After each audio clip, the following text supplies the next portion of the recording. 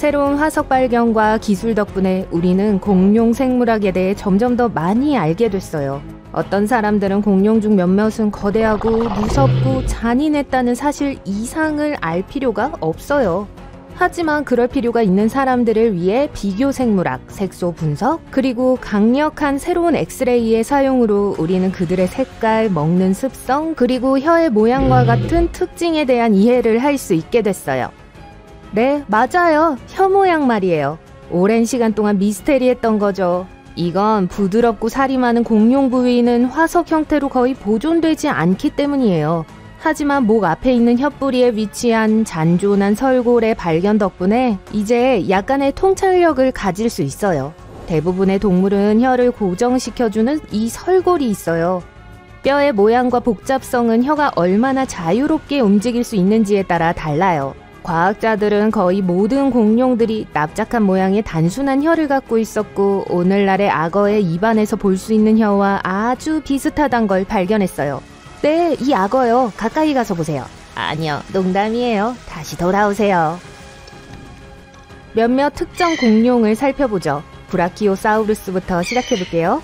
여러분 대부분이 이들의 목 때문에 이 공룡을 익숙해할 것 같아요. 아시죠? 길이가 보통 9m였던 공룡이요. 목이 가장 독특한 특징임에도 불구하고 이들의 이름은 사실 그리스어로 팔도마뱀으로 번역돼요.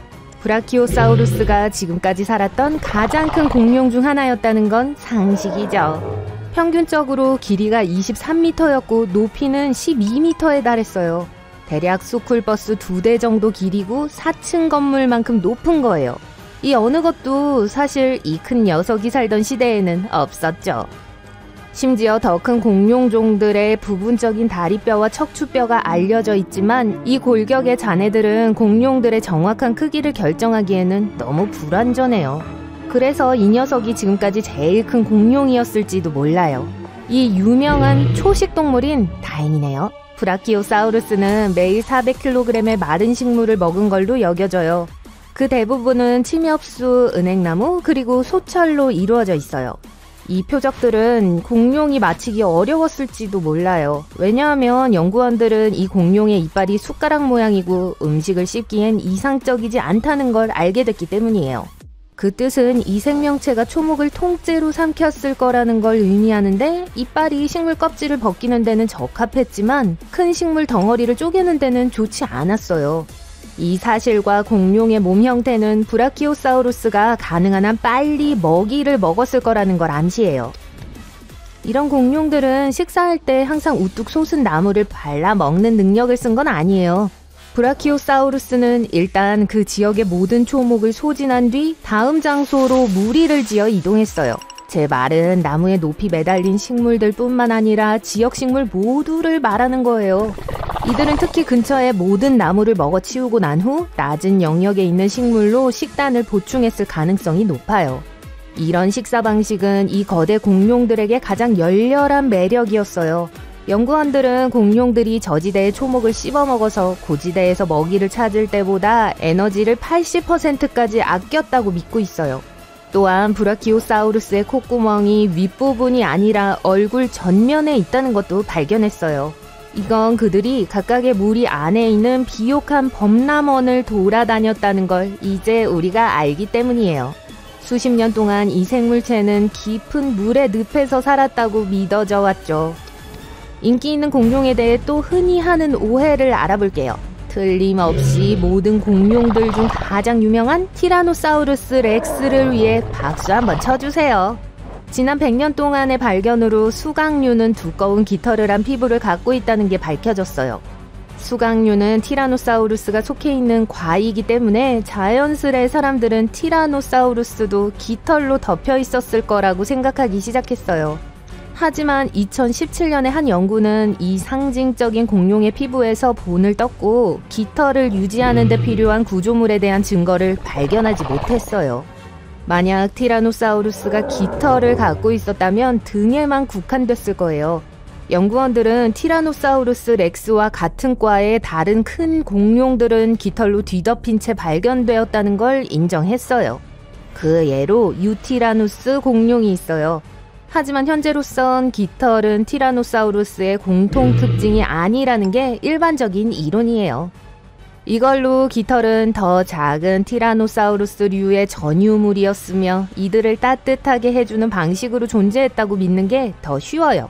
오랫동안 연구원들은 깃털이 수가 과목의 전유물이라고 생각했지만 이 이론은 퀴즈 대회에서 정답을 못 맞힌 것처럼 틀렸다는 게 밝혀졌어요. 알고 계시죠?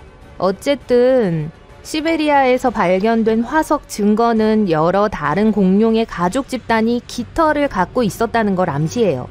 문제는 시베리아 화석은 다른 종의 공룡에 속했어요. 쿨린다드로메우스 자바이칼리쿠스. 제가 잘못 발음했다고 생각하세요? 좋아요, 증명해보세요. 이제 이 공룡을 쿨린다로 부를 거예요. 표면적으로 새와 비슷한 골반 구조를 가지고 있었는데 대략 1.5m 길이로 냉장고만큼 높았어요. 공룡 깃털의 목적은 따뜻함을 위한 것이기 때문에 추운 기후의 공룡들이 따뜻한 기후의 공룡들보다 더 많은 깃털을 갖고 있었을 가능성이 꽤 있어요. 일반적으로 더 큰 동물들은 스스로를 시원하게 유지하는데 어려움을 덜 겪기 때문에 이런 따뜻한 기후에 살았던 여느 큰 공룡들은 깃털이 전혀 없었던 거예요. 반대로 추운 기후에 살았던 더 작은 공룡들은 깃털이 많았겠죠. 깃털과 피부 자국이 온전히 있는 오르니토미무스의 발견 덕분에 우린 이제 공룡의 깃털 디자인과 패턴 중 일부가 어떻게 생겼는지도 이해할 수 있어요. 이 공룡의 이름은 그리스어에서 유래되었고 실제로도 새를 닮은 공룡으로 번역돼요. 전형적으로 길이가 3.5m로 거의 기린만큼 키가 컸고 잡식성임에도 불구하고 이빨이 없었어요. 다른 특징으로 비정상적으로 길이가 같은 손가락 3개가 있어요. 그리고 얇은 뼈의 두개골에도 불구하고 큰 뇌강을 갖고 있었어요. 다리는 굉장히 긴데 특히 발뼈가 매우 길었어요. 이빨이 없는 부리와 긴 목을 결합하면 타조와 많이 닮았을 거예요. 비록 브라키오사우루스나 일반적인 공룡만큼 크지는 않지만 세계의 다른 어떤 새보다도 커요. 오르니토미무스가 타조를 닮은 게 단지 몸, 팔다리 때문만은 아니었어요. 매우 유사한 깃털 패턴을 갖고 있었어요. 그들의 머리, 목, 그리고 아랫다리에는 대부분 깃털이 없었지만 몸의 나머지 부분은 솜털 같은 깃털로 덮여 있었어요. 이걸 전체적으로 새의 깃털층이라고 부르죠. 타조처럼 이 공룡이 체온을 조절하기 위해 이 특이한 깃털 패턴을 사용했을 가능성이 있어요. 몇몇 공룡들은 먼 친척인데다 새와 같은 깃털을 갖고 있음에도 불구하고 이들이 존재했던 시기 동안 날기 위해 필요한 종류의 깃털을 가지지 못했어요. 화석 본에서 발견되거나 호박에 보존된 깃털은 연구원들이 왜 그 생물체들은 그렇게 공기역학적이지 않은지에 대한 통찰력을 얻게 해줬어요. 이 깃털의 구조는 아주 단순해요. 윤곽이 형편없는 유연한 중앙 골간이 있었죠. 이 깃털들은 다른 공룡들의 관심을 끄는 걸 돕는 것들이었기 때문에 어떤 공룡에게든 치장의 용도로 쓰였을 거예요.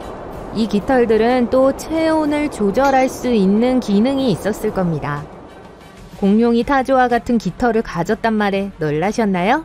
이들의 선사시대 먼 파충류 사촌들이 털처럼 생긴 뭔가를 갖고 있었다고 하면 기절하시겠네요. 익룡을 소개합니다. 이 이름은 그리스어에서 유래되었고 날개에 달린 도마뱀으로 번역돼요. 공룡들처럼 처음에는 온몸에 비늘 또는 가죽 같은 피부가 있었을 거라 여겨졌죠. 하지만 20세기에 걸친 화석 조사 결과는 익룡 몸의 많은 부분이 털로 덮여 있다는 게 밝혀졌어요. 익룡의 날개폭은 런던버스와 같은 7m 이상의 넓이에 이를 수 있어요. 이빨이 없는 턱은 매우 길고 펠리칸의 턱을 닮았어요. 펠리컨처럼 생긴 게 어떻게 그렇게 무서울 수 있을까요? 이 생물들은 피크노 섬유로 덮여 있었어요. 이건 단순한 구조였고 구성은 깃털 같지만 가닥처럼 생겼고 털처럼 곱슬곱슬했어요. 추가 연구로 익룡 몸의 어떤 부분은 가지를 내뻗은 올이 있는 더 복잡한 종류의 깃털을 갖고 있었을 거라고 암시하죠. 만약 이게 정확하다면 공룡도 아니고 새도 아닌 동물에서 깃털이 발견된 게 처음일 거예요.